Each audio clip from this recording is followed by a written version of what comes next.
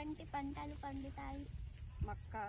మొక్కజొన్న, వరి, జొన్నలు.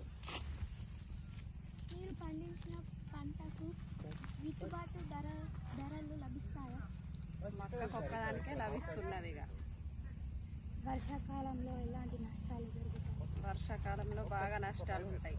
వర్షాలు ఎక్కువ పడితే ఏ పంటలు సరిగ్గా రావు. ఎండాకాలంలో ఏ పంటలు పండిస్తారు? ఎండాకాలంలో వరి, మొక్కజొన్న, జొన్నలు.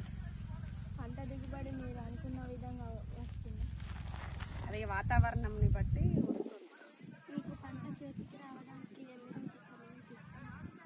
90 రోజుల పంట. మీకు చలికాలంలో ఏ లాభాలు? అంటే ఏ పంట గురించి, దేని గురించి అన్నట్లా?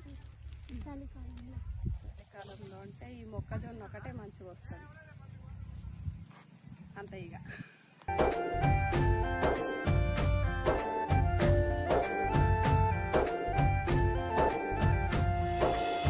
మీ పేగు ఎండుతున్న మా పేగు నింపాలని కొండల్లో బండలతోటి కొలువై ఉన్నట్టి బంజారా బతుకులు మార్చి మా